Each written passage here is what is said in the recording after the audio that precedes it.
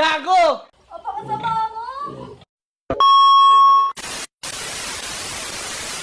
Hello mga Auntie Mima ko! Welcome again to my mini vlog. So bago ang lahat, magkakape muna tayo. And then ayan, tinignan ko ngayong langit. Sobrang ganda mga Auntie Mima ko. Siyempre, bago ang lahat mga Auntie Mima ko, magbomba muna tayo ng isang baldeng tubig. Siyempre, dahil dyan, may bebekas tayong masipag. Ayan, ayaw tayong pagbuhatin. Siyang nagbuhat. Ako na lang daw papasok sa loob para magwalis. O diba, napakagaling. Napaka-utak talaga ng lalaking to. Sarap sapakin. Tapos ayun na mga Auntie Mima ko, wala akong choice kundi maglinis sa loob. O diba, nakita nyo ba yung mga baboy namin mga Auntie Mima ko? Diyos ko, ang daming kagat. O diba, sana all kinakagat. Charot lang mga Auntie Mima ko. Yung kagat na yan mga Auntie Mima ko is dahil sa langaw. Yung mga langaw na malalaki, I think dangaw ata yung tawag doon.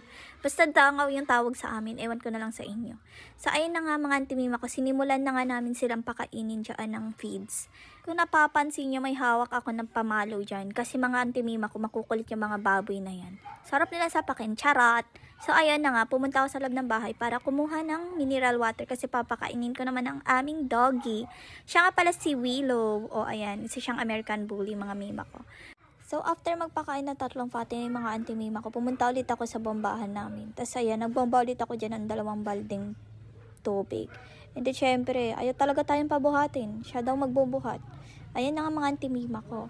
Nasa inahin na nga tayo. Yun yung unang inahin namin. Yung nasa kabila, mga Auntie Mima ko is anak niya. So, 2 lang yung naging anak niya. Tapos, ayun mga Auntie Mima ko, tumalon ulit tayo sa kabilang kulungan. Ayan nga pala mga Auntie Mima ko, yung pinakaunang inahin namin. Nanay yan yung isang inahin namin nakakaanak lang ng 2 biik. Ay yung 2 na nasa gitna. So ayun, nilinisan ko na nga yan. Tapos after nyan, tignan yung mga sumunod na nangyari. Ito yun. A few inches later.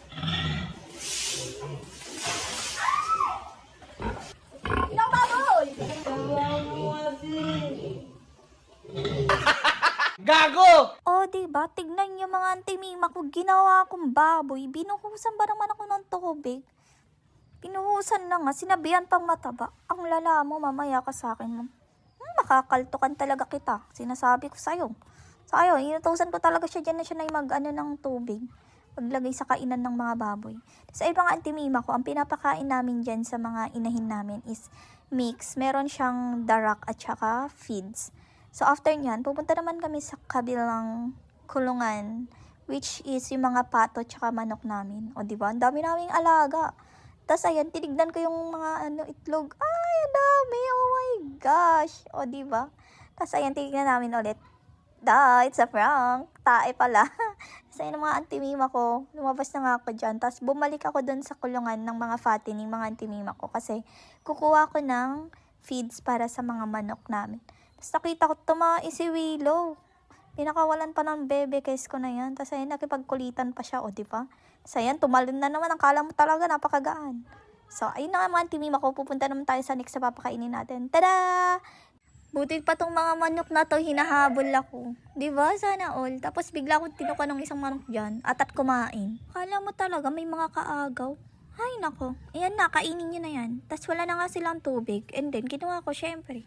Tapos, nilagyan ko na ng tubig. Siyempre, bago muna natin lagyan ng tubig, ay linisan muna natin ito. Habang nililinisan ko mga Auntie Mima ko, siyempre, binobombahan tayo ng ating bebe kiss, di ba? Halangan naman na ako pa. Ano, ako na lang lahat? Ako na lang palagi? Ako na lang? Charot! Tapos, ayun na nga, dinala ko na sa kanila. Then, after nyan mga Auntie Mima ko, sinarado ko yung kanilang pintuan kasi baka makatakas sila. Dahil tapos na natin pakainin lahat ng ating mga alaga, dyan na nga nagtatapos ang pagiging Princess Sarah natin. Mga Auntie Mima ko, yun muna. Bye!